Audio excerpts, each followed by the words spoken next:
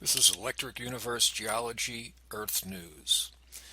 Today we're going to talk about the Grand Canyon, right in here. The water actually runs down here and then basically to the west over to Las Vegas and then south again down through Bullhead City and Laughlin. It drains a really huge area. Everything up here runs through the Grand Canyon. We have all of this drainage. All of this drainage runs down here through the Green, and all of this drainage running down here through the Gunnison. It meets up with the Colorado River over here at Grand Junction.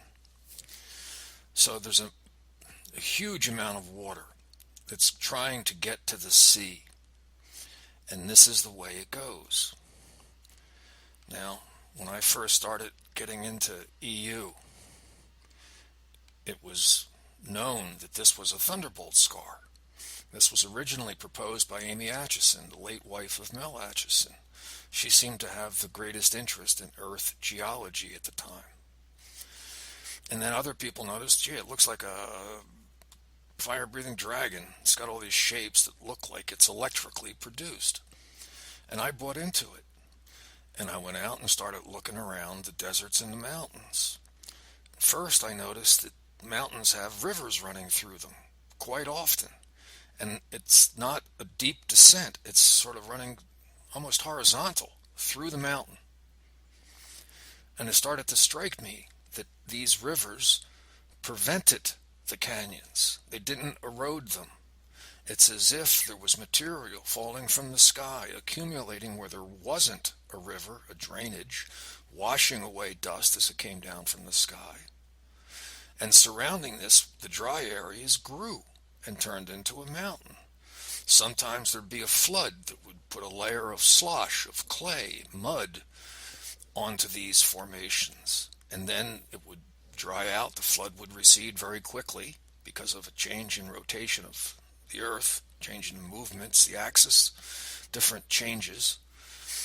And then you'd get another layer of red-hot dust, or dust that has dolomite or calcite, which is basically a recipe for concrete. Limestone and dolomite make cement. So there's a way of having this dust come down that it would set up very quickly. So I started looking at the Grand Canyon, and I noticed that, let me zoom in here real quick. On South Rim, it's 7,400 feet right around here.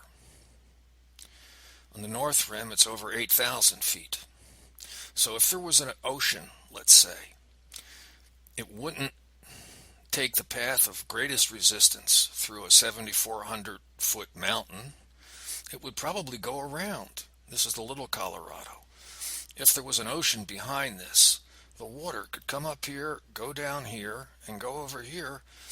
The highest point is 6,400 feet. So it would flood through here much more easily than flooding through here. So it made me think that this river was always there. This was the low point. And this area, here and here, was sticking up above a flood. So when there was dust coming down, it would get coated. And then when there was a flood and it turned into an inland sea, you'd have a coating of mud and shale. And then it would recede and you get more coatings. This area, when it's an inland sea, might silt in. You might get mud down there.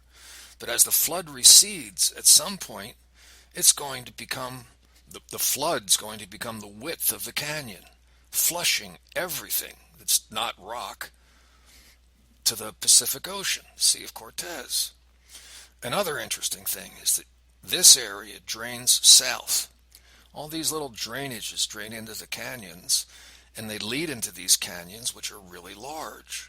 It's as if the drainages enhanced the canyons. Down here on the South Rim, everything drains to the south also. It doesn't drain into the canyon.